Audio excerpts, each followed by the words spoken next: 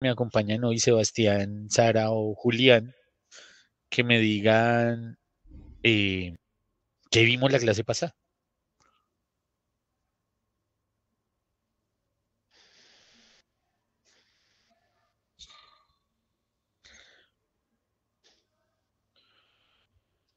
Ánimo, valientes, abran el micrófono, hablen.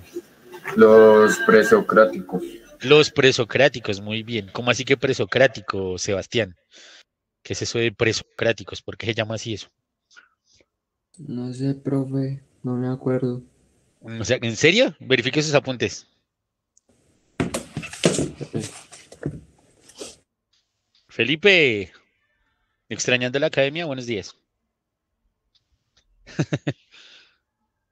Bueno, acomode bien la cámara para que se le vea bien la cara, Felipe, y cuénteme, ya que llegó ahí como a la carrera, ¿qué vimos la clase pasada, Felipe?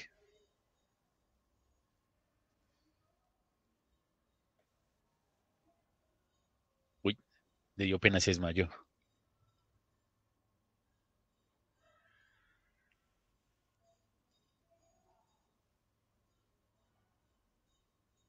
Sí se desmayó. Sarita, cuéntame qué es eso de presocráticos, ¿por qué se llaman así?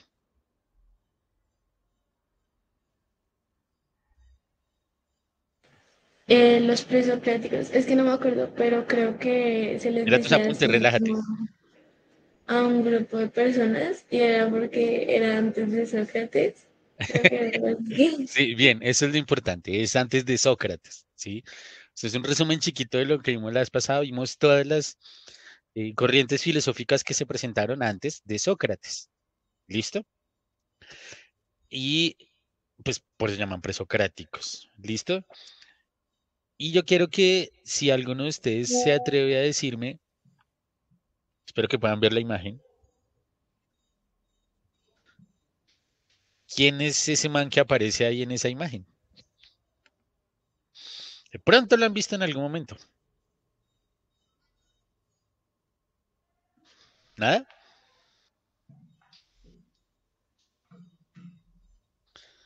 ¿No? ¿No se les ocurre? ¿Cuál de todos? Bueno, el de la mitad, digamos, el que está levantando la manito así. ¿Ese no es Pitágoras? Puede ser. ¿Por qué se le parece a Pitágoras, Felipe? ¿Lo había visto antes? Sí, sí, ya lo había visto antes. ¿O es por la barba o qué? Sí, como por la barba, Ok, el bien, cabello. bien. Sí tiene un parecido a las imágenes de Pitágoras, no lo puedo negar. Pero ese personaje que ven ahí es nada más y nada menos que Sócrates. ¿Listo? Sócrates, nuestro cúspide y el que marca una diferencia en la historia de la filosofía, por así decirlo, en el desarrollo de la filosofía más que la historia. Por eso, como yo les decía, si nuestra historia como tal se divide en dos, de antes y después de Cristo, ¿cierto? Porque tuvo una relevancia muy importante para el mundo. Asimismo, la filosofía se puede dividir entre antes y después de Sócrates, ¿sí? Vuelvo y digo, la filosofía occidental, que la oriental se maneja de una manera diferente y tiene una historia y un contexto diferente. La filosofía occidental, digamos que se puede, pues tiene muchas divisiones, pero históricamente hablando, digamos, que vamos a hablar de antes y después de Sócrates. ¿Listo? Por eso tenemos algo que se llaman los presocráticos. ¿Listo? El que me responda a esta pregunta queda eximido de volver a leer el libro jamás en su vida. Pero solo les voy a dar 10 segundos, no se puede googlear. Menos de 10 segundos, 5 segundos. ¿Listo? No tiene que volver a leer el libro de Filosofía para principiantes jamás en su vida si me la responde. ¿Listo? Los estoy viendo, si me apagan la cámara también, pierden la oportunidad. ¿Listo? Entonces los voy a ver claramente. Si alguno va a participar y no tiene la cámara prendida, pierde automáticamente.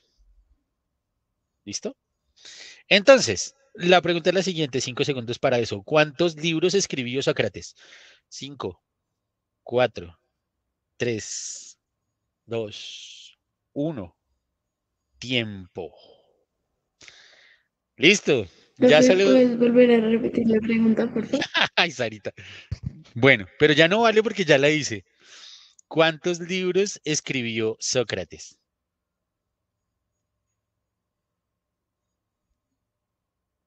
Ya no vale la oferta, pero si sabes la respuesta, dímela.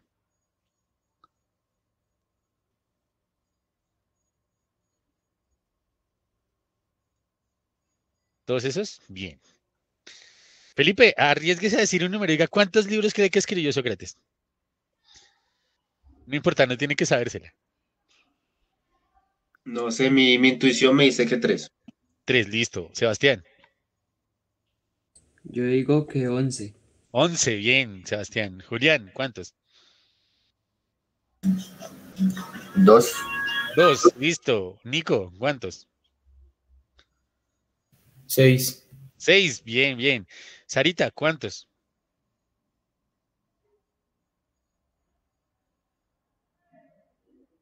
¿Sarita? Señor profe, es que se me está yendo el internet. Ah, No caramba. entiendo.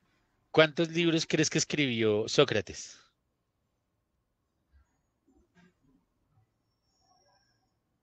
Me está como fallando el internet.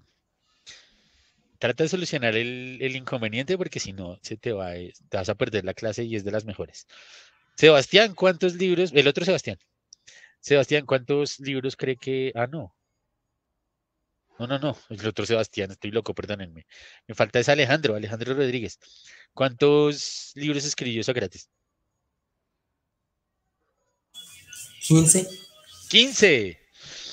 Bueno, muchachos, les tengo una triste noticia. Bueno, no sé si es triste noticia, pero les tengo una noticia. Sócrates no escribió ni un solo libro. ¿Ok?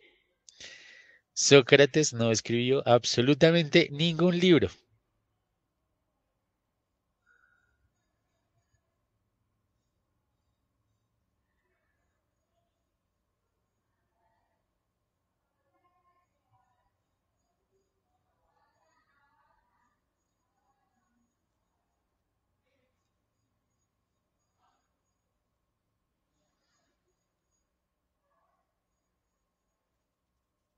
Perdón, chicos, algo me falló. Lo siento. Algo me falló acá. Espérenme un segundo. Tin, tin. Voy a cerrar ventanas que no necesito. Listo. ¿Me escuchan bien? Listo. No sé qué pasó, ya se arregló. Entonces, Sócrates, volviendo al tema, no escribió absolutamente ni un solo libro. ¿Listo? Ni uno solo.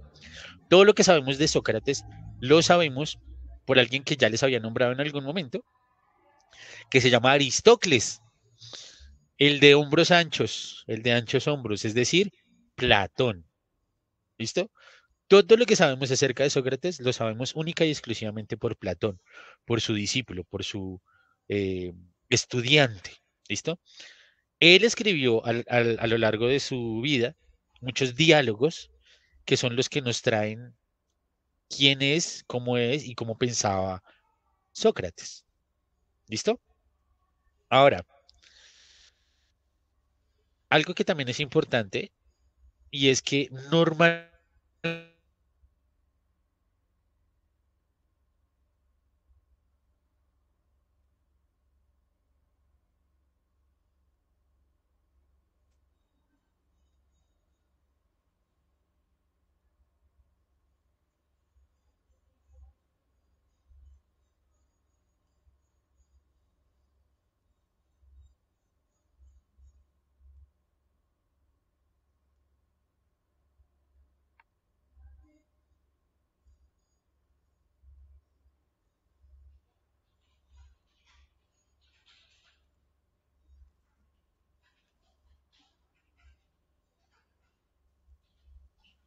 chicos, no sé qué pasó. Va a ser un último intento. Bueno, les voy a seguir igual hablando mientras trato de arreglar esta situación. Sócrates es conocido por una frase que no necesariamente dijo él. ¿Listo? La gran frase de Sócrates, la gran frase por la que se le conoce a Sócrates, es solo sé que nada sé o solo sé que no sé nada. ¿Sí? Si bien es cierto que puede resumir el pensamiento de Sócrates, realmente no la dijo. ¿Listo? No dijo jamás esa frase. Nunca dijo, solo sé que nada sé. ¿Listo? Uy, ya cargo la presentación, casi que no. Eso era lo que me estaba bloqueando. Bien.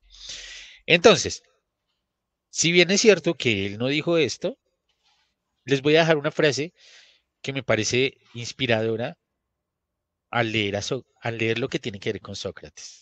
¿Listo? Sócrates dijo, la verdadera sabiduría está en reconocer la propia ignorancia. Pilas, la verdadera sabiduría está en reconocer la propia ignorancia. Este también trata de alguna manera de representar esa frase de solo sé que no sé nada o solo sé que nada sé. ¿Por qué? Porque al decir esta frase o la frase de solo sé que nada sé, está diciendo, está admitiendo su propia ignorancia y está reconociendo que necesita buscar la sabiduría. A él muchas veces lo apodaban o lo tildaban de el sabio, ¿sí? El más sabio de todos. Cuando alguien le dice a él que él es el más sabio, dice, pero ¿a quién se le ocurrió decir eso si yo realmente sabio no soy? ¿Sí? Entonces, me distrajeron, perdón. Entonces, al decir la verdadera sabiduría está en reconocer la propia ignorancia, estamos hablando precisamente de eso, de que al reconocer que nosotros no podemos tener un conocimiento completo, estamos siendo de alguna manera sabios, porque estamos buscando la verdad, ¿sí?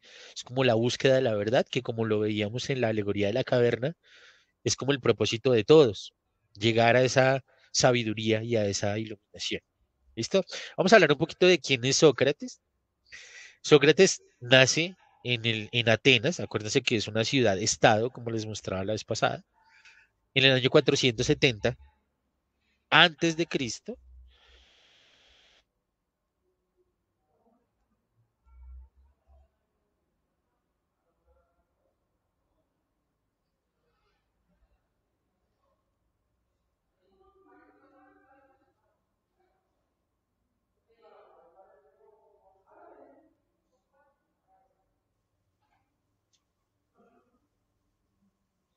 No sé qué le está pasando a esto. Perdón. Dios mío.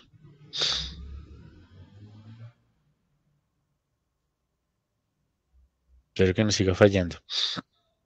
Entonces, Sócrates, hijo de Sofronisco, lo importante no es el nombre, no tienen que aprendérselo, pero sí la profesión de Sofronisco es cantero, ¿sí?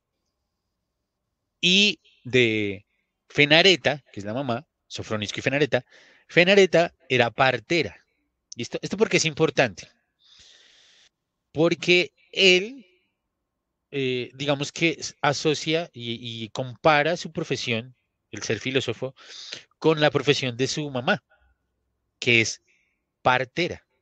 No con lo que hacía su papá, que era como el que excava la tierra y fabrica cosas y construye, sino como con las parteras. Las parteras son esas que traen a la luz a los niños, ¿sí?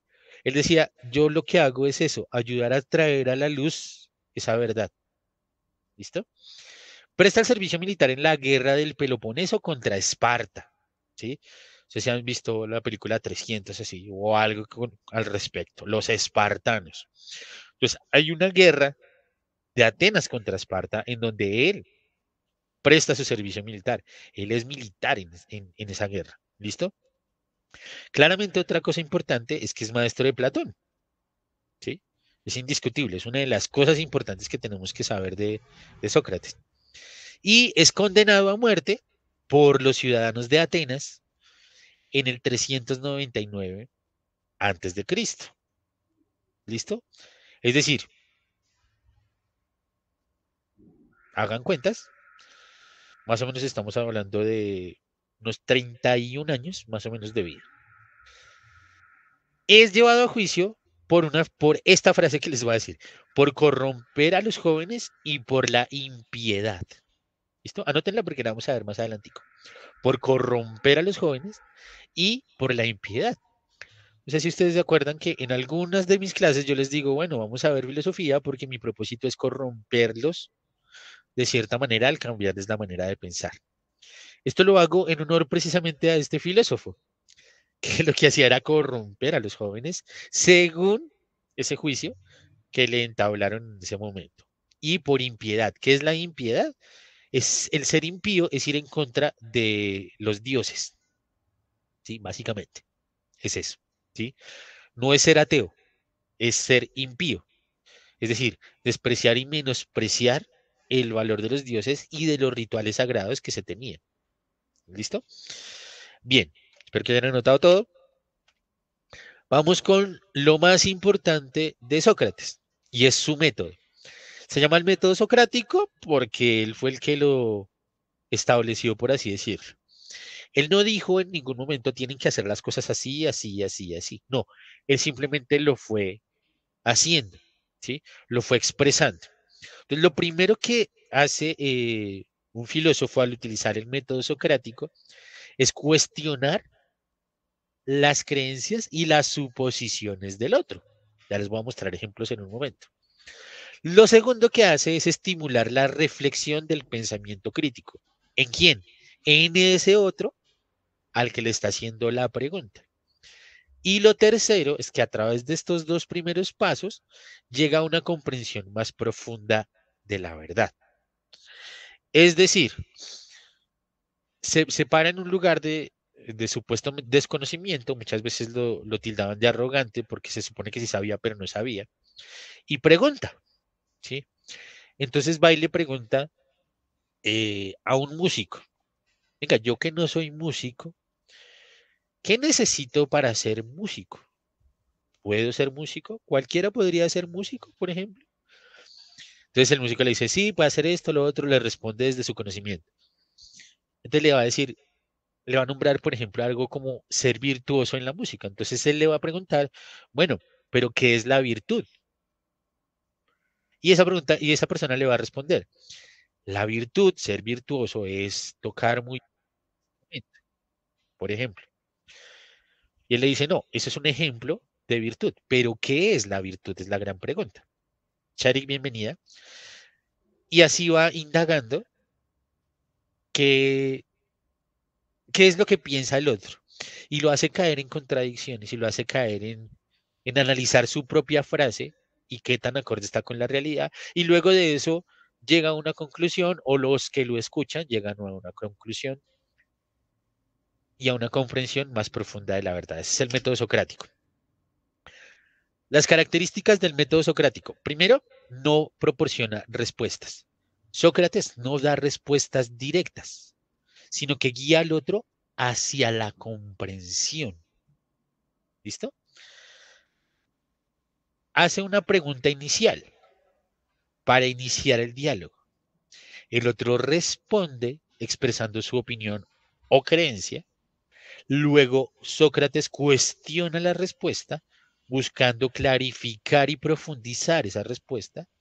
Y luego reflexiona. El otro reflexiona al que le está haciendo la pregunta y ajusta su pensamiento.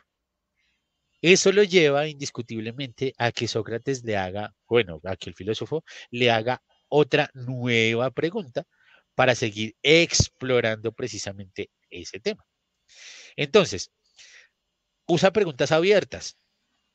Claro, preguntas que fomentan la reflexión, que no tienen necesariamente una respuesta o que la respuesta no es fácil. ¿Listo? Utiliza también la ironía, ¿sí?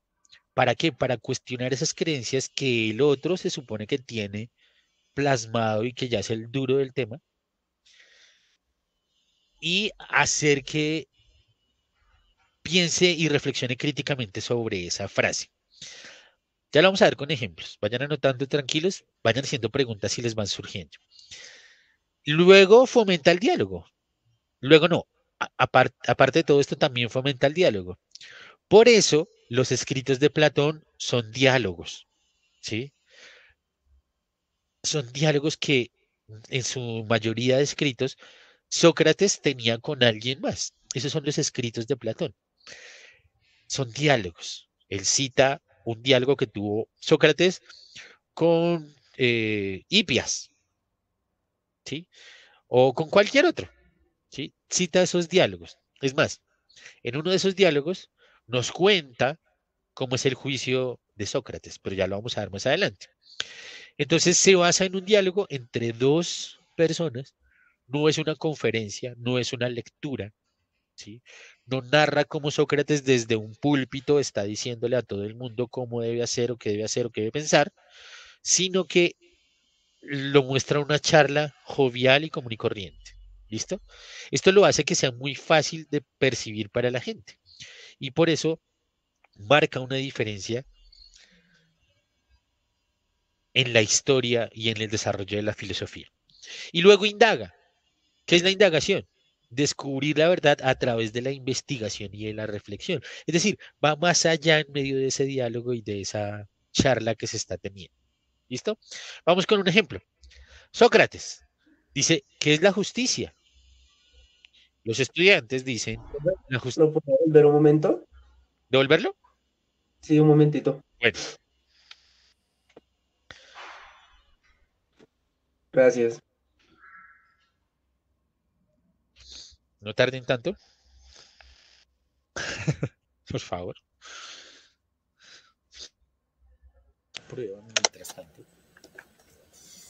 A ver si es posible. Es que me acaban de dar unos nuevos audífonos. A ver si de pronto es eso lo que me está fallando.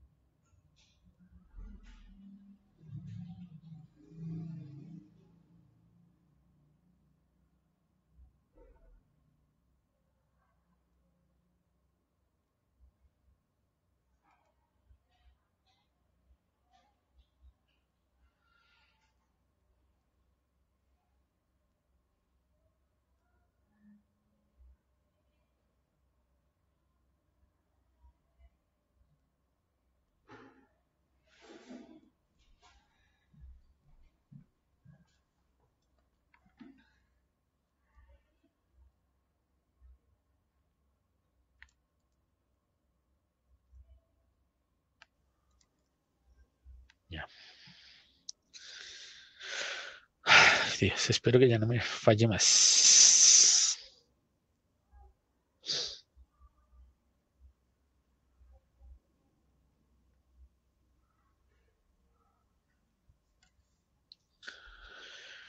Bueno, ¿alcanzaron a escribir lo que tenía en la presentación? Sí, bien. Entonces avanzamos. Ahora sí vamos con el ejemplo. Espero que me escuchen bien. El ejemplo de un diálogo que puede tener Sócrates. ¿Listo?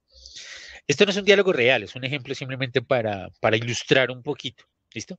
Entonces Sócrates puede preguntarle a sus estudiantes qué es la justicia.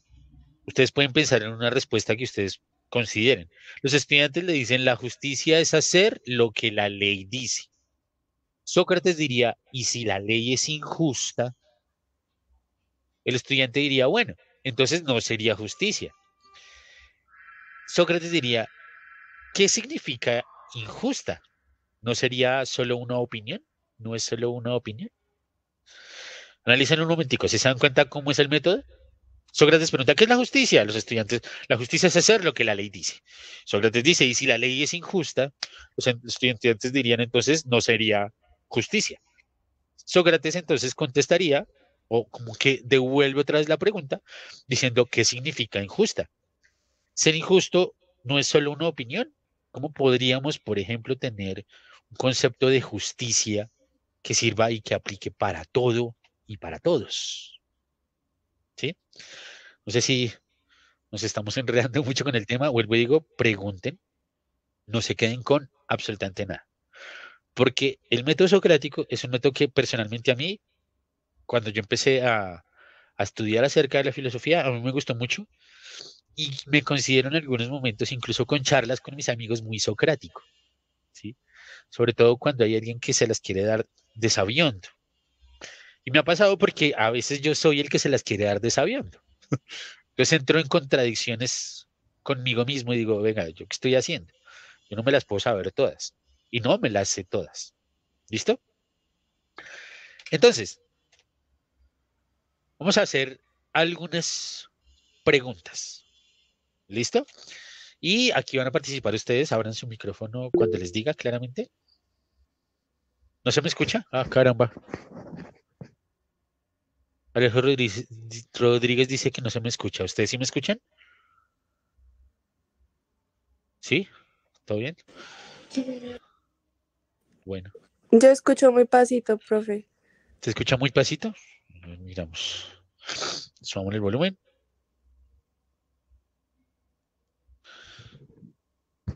¿Ahí sirvió? ¿Mejoró? ¿O empeoró? ¿Se quedó igual? Sí, señor. ¿Sí mejoró? Listo. Bien. Entonces, voy a escribirle ahí.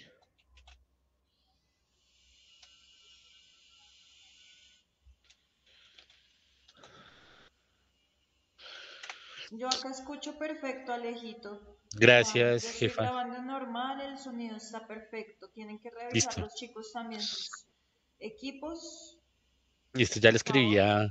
a Alejo, que pues que lo revise. Ya le escribí por texto.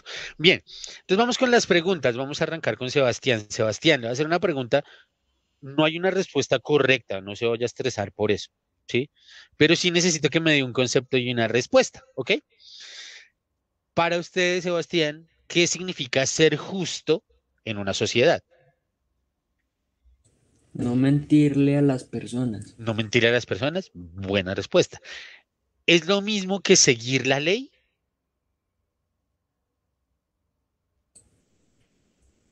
No sé, profe, yo creo que sí. Sí, sería lo mismo, listo. ¿Cuál fue su primera respuesta? No mentirle a las personas. No mentir a las personas. Es una forma de justicia, pero ¿qué es ser justo realmente? Es un buen ejemplo, pero ¿qué es ser justo? Pues, profe, hablar con la verdad. Hablar con la verdad es parte de ser justo, pero ¿qué es en sí ser justo?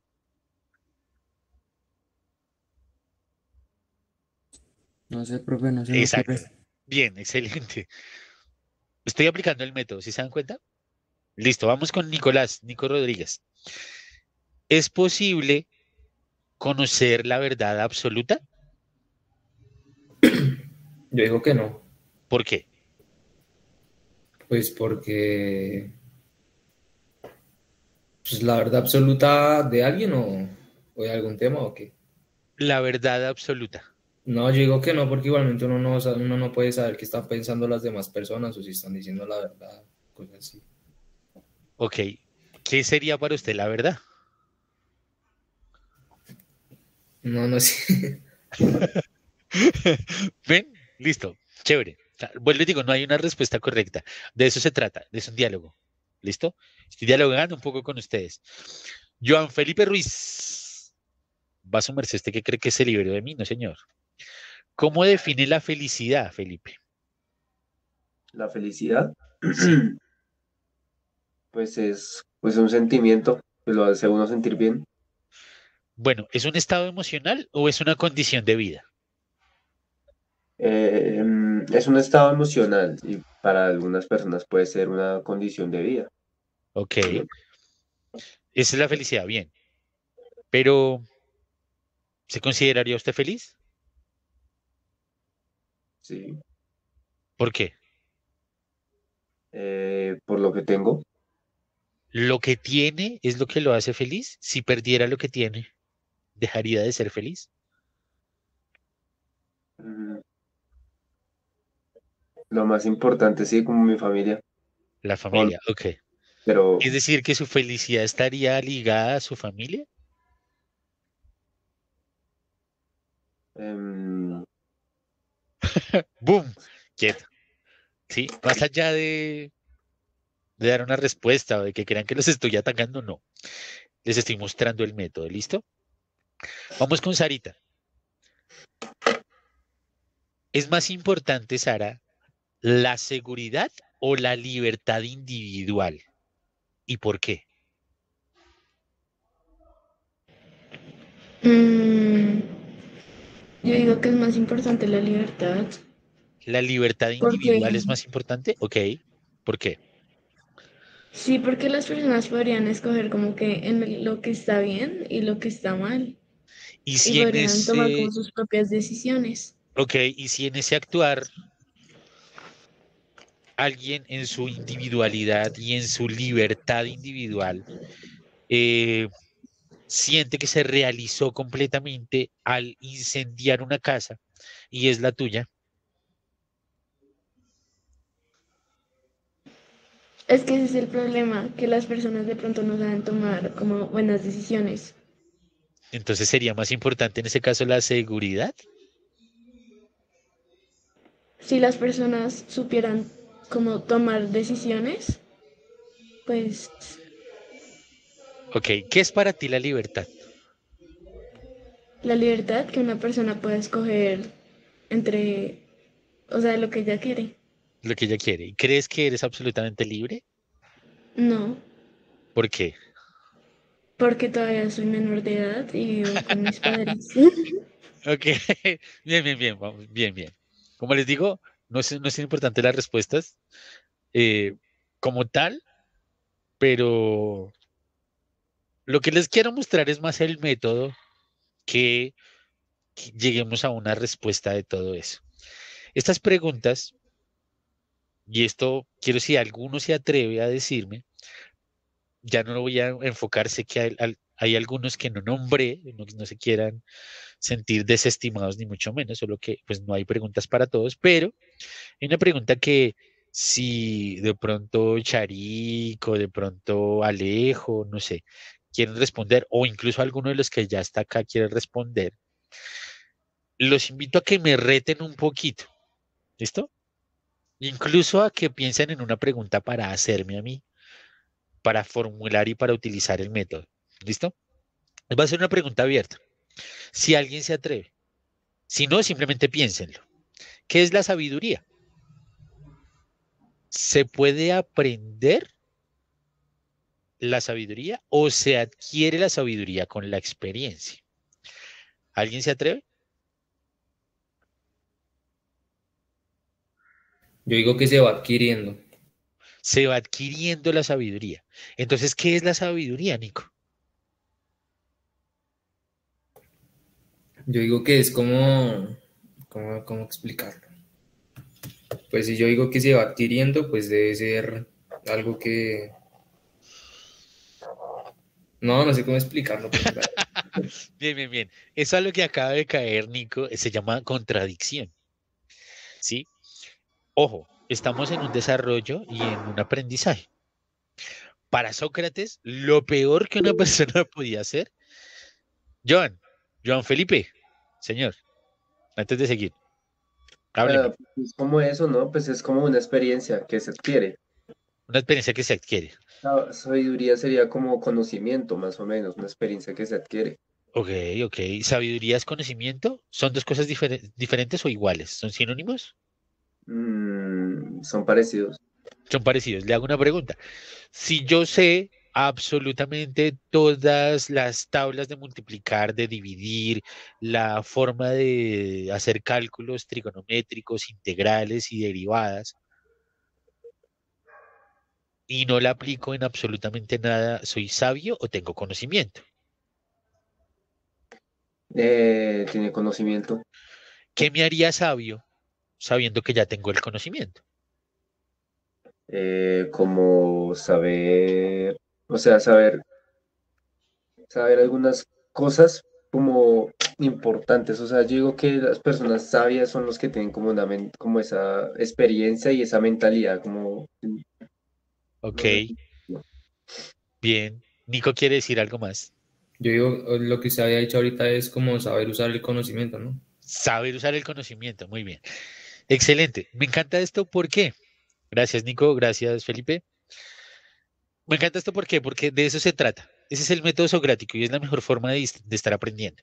Entonces, volviendo al tema, caer en una contradicción es lo que para Sócrates sería lo peor de lo peor de lo peor.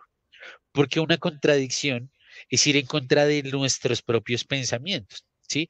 Es como si yo dijera todo el día robar es malo, robar es malo, robar es malo, robar es malo, robar es malo, robar es malo, robar es malo, pero voy a la tienda y pago con un billete de 10 y me dan vueltas como si fuera de 20 y me quedo con esa plata.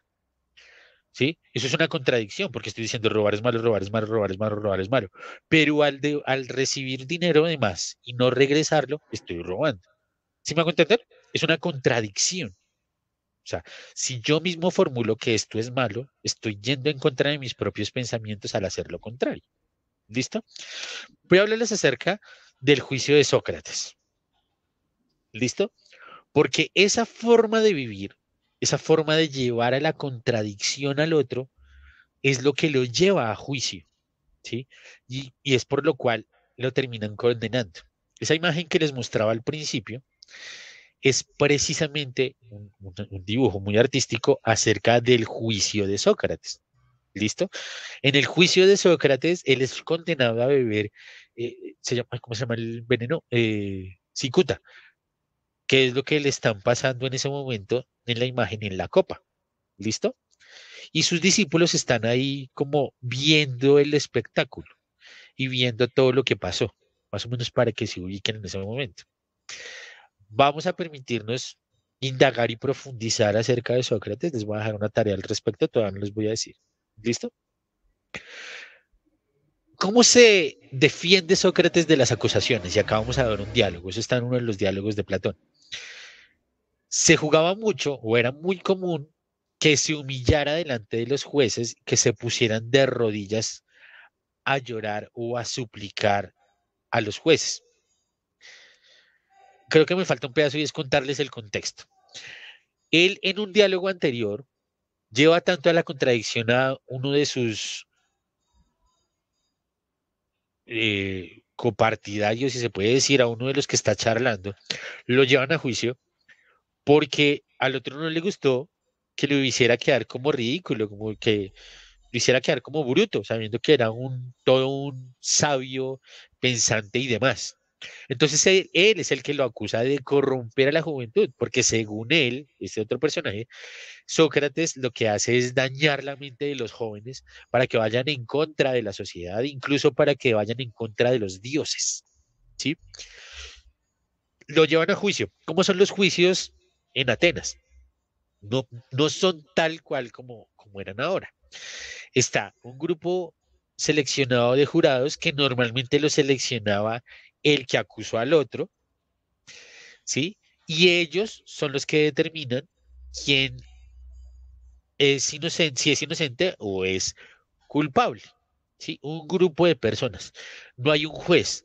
Los que dictaminan todo son ellos. Los que escuchan eh, toda la defensa y demás son un grupo de ciudadanos, de senadores, de gente, digamos que prestante que representa supuestamente al pueblo, ¿sí?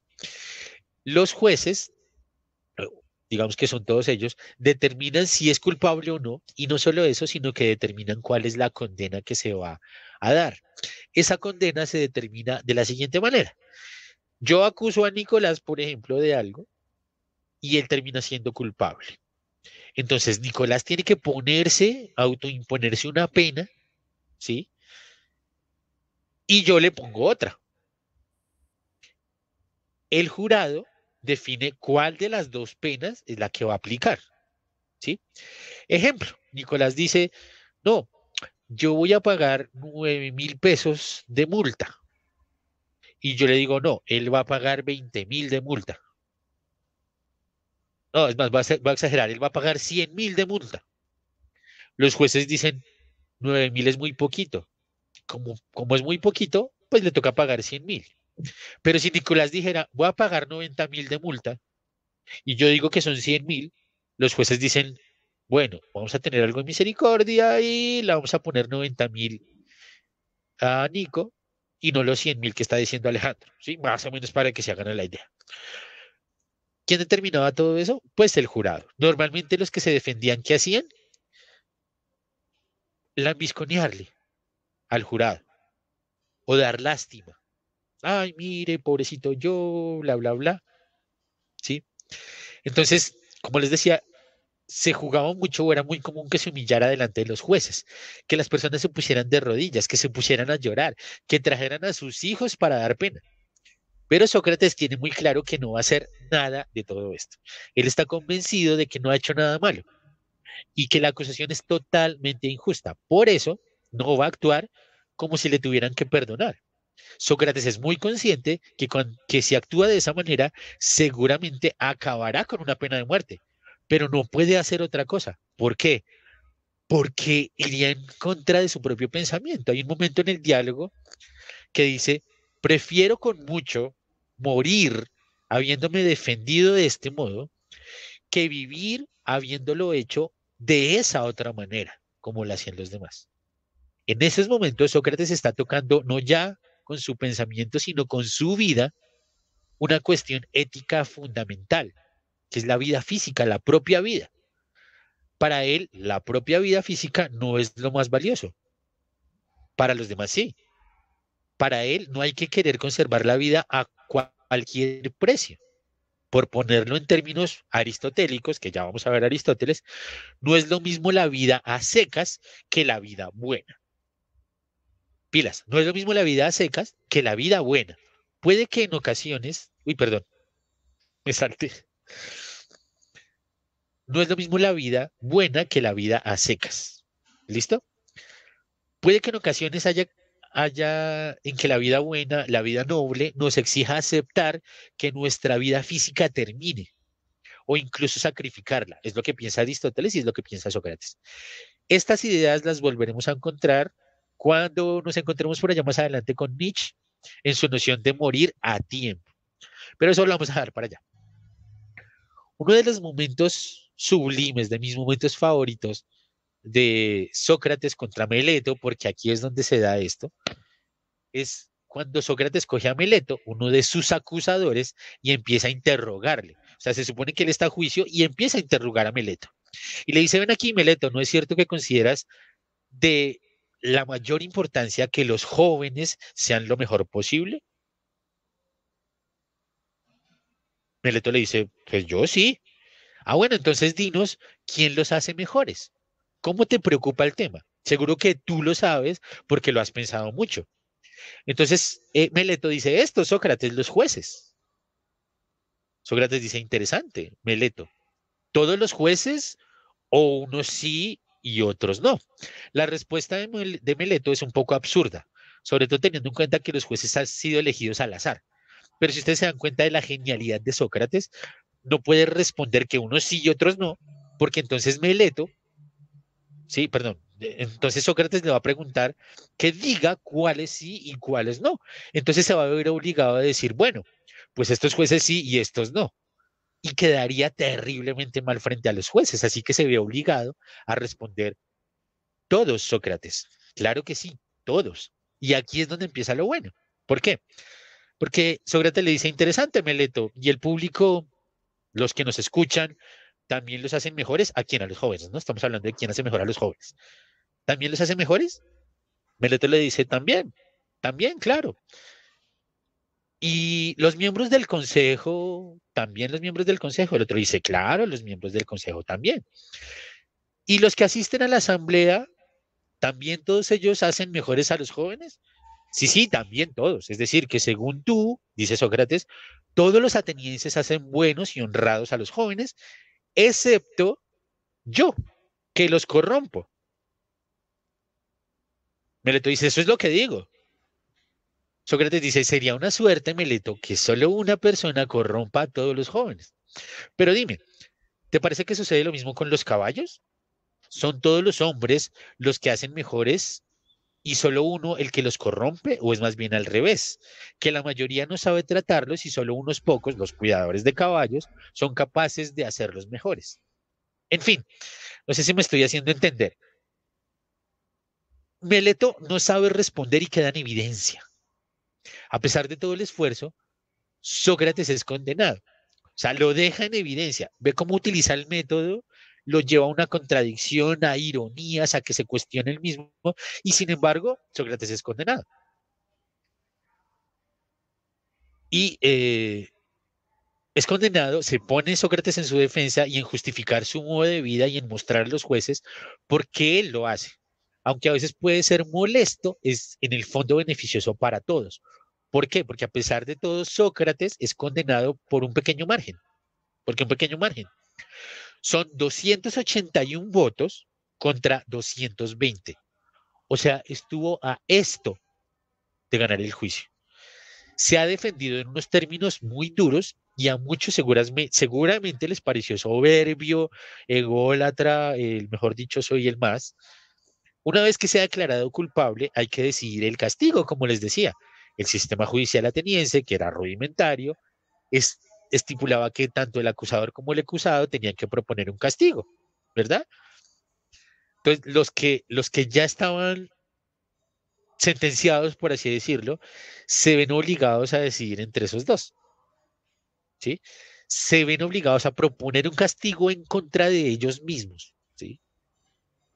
Y además tiene que ser uno lo suficientemente duro como para que los jueces lo escojan y no escojan el otro, ¿sí?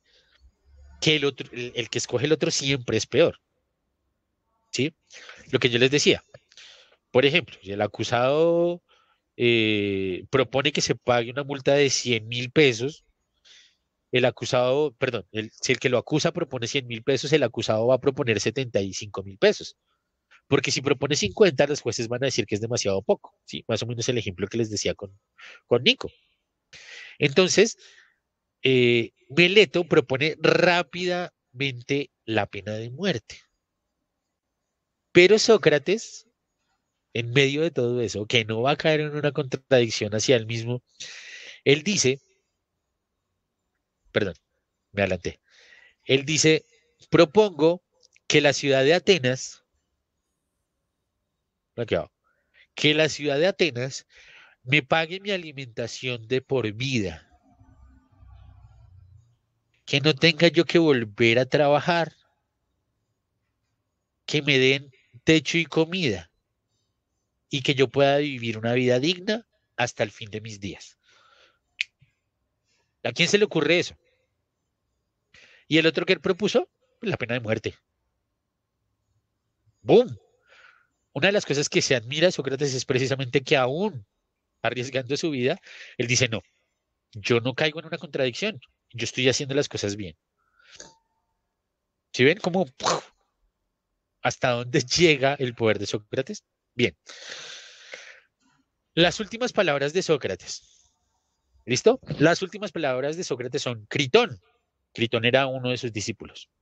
Le debemos un gallo a Asclepio, así que págaselo y no lo descuides. Asclepio era un dios griego. Curiosamente, era el dios de la medicina. ¿Listo? Voy a leer literalmente un fragmento del diálogo que escribió Platón con respecto a esas últimas palabras.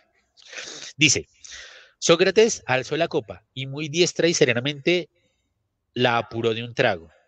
Entonces se puso a pasear y cuando dijo que le pesaban las piernas, se tendió boca arriba. Y al mismo tiempo, el que le había dado el veneno lo examinaba, cogiéndole de rato en rato los pies y las piernas. Luego, apretándole con fuerza el pie, le preguntó si lo sentía, y él dijo que no. Y ascendiendo de este modo nos dijo que se iba quedando frío y rígido. Mientras lo tanteaba nos dijo que cuando esto le llegara al corazón, entonces se extinguiría. Ya estaba casi fría la zona del vientre, cuando descubriéndose pues se había tapado, nos dijo, y fue lo último que habló, Critón, le debemos un gallo a Asclepio, así que págaselo y no lo descuides. Así se hará, dijo Critón. Mira, mira si quieres algo más. Pero a esta pregunta ya no respondió, sino que al poco rato tuvo un estremecimiento y el hombre lo descubrió y él tenía rígida la mirada. Al verlo, Critón le cerró la boca y los ojos. Este fue el fin, Equécrates, que tuvo nuestro amigo, el mejor hombre que podemos decir nosotros, de los que entonces conocimos y en modo muy destacado el más inteligente y el más justo. Estos han sido los últimos momentos de la vida de Sócrates, tal y como lo relata Platón en uno de sus diálogos más dramáticos, el Fedón. ¡Boom! Ahora, los contextualizo que ya se nos está acabando la clase antes de cerrarla. Al decir que le deben un gallo a Asclepio, está en sus últimas palabras reflejando su propia filosofía. ¿Por qué? Para ustedes les parece muy normal, pero Asclepio era un dios de la medicina. Un ateniense le ofrecía un sacrificio a Asclepio cuando le hubiera cumplido con su solicitud.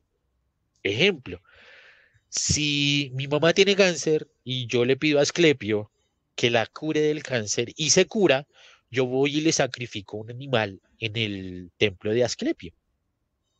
¿Sí? Es en agradecimiento. Solo se lo entrego cuando me cumplió. Si no me ha cumplido, no tengo por qué ir a hacerle un sacrificio. Porque es importante. Porque él, Sócrates, está diciendo, Critón, vaya, hermano, en este momento le estamos debiendo un gallo a Asclepio. ¿Por qué? Porque para él, el fin de la vida no era el fin. Al contrario, era el momento en el que se liberaba de este cuerpo terrenal y se iba al mundo de las ideas. Iba a ser completa y entera y llanamente completo, porque se liberaba de todas las ataduras terrenales. ¿Sí? Entonces, para él era algo bueno la muerte, no morir en sí, sino el descansar de este cuerpo terrenal. ¿Sí? Aún en sus últimas palabras, sin profundizar en el tema, todos sus discípulos y todos los que lo habían escuchado en algún momento entienden eso, porque ese contexto permite que se entienda. Critón, le debemos un gallo a Asclepio, fue lo último. Puede perdón, puede haber dicho que mi perro Rintintín se lo entreguen a Platón.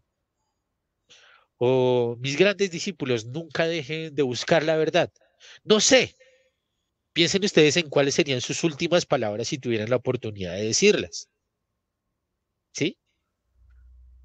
Creo que a ninguno se le ocurriría algo así, ¿cierto? Pero a él sí. Era Sócrates. ¿Listo?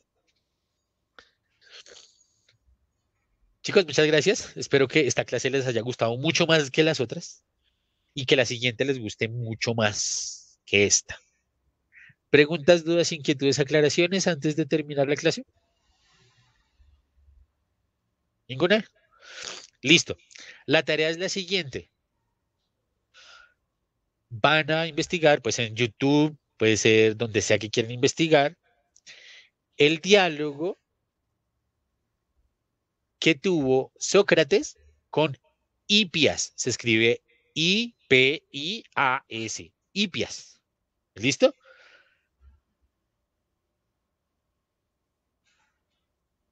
No van a escribir todo el diálogo, solo una conversación. Lo más fácil que pueden hacer es buscar ese diálogo en YouTube. Les va a recomendar un canal que se llama Adictos a la Filosofía, en donde Enrique, que es el que lo dirige, explica o muestra un fragmento muy corto de ese diálogo. ¿Listo? El diálogo con Hipias. ¿Listo? Sócrates e Hipias. ¿Listo? La idea es que saquen de ahí lo más importante del diálogo. No tanto que lo escriban completo, sino esas partes importantes. Ejemplo, así como hicimos ahorita. ¿Qué es la sabiduría? Ah, para ti la sabiduría es esto. ¿Cuáles son las contradicciones a las que hizo llegar Sócrates a Hipias y cómo eso sirve para adquirir conocimiento? ¿Listo? El diálogo de Hipias y Sócrates. ¿Listo? Chicos, hasta aquí llegamos. Muchas gracias. Perdón por las fallas tecnológicas. No esperé que se presentaran tantas. Espero que la pasen rico en sus otras clases. Y hoy no les hice preguntas acerca del libro, pero recuerden que ya deberíamos ir en la página número 50. ¿Listo? Chicos, les mando un abrazo. Espero que haya cumplido la labor, como dijo Sócrates, de corromper a los jóvenes un poco al cambiarles la manera de pensar. Les mando un abrazo y que Dios los bendiga.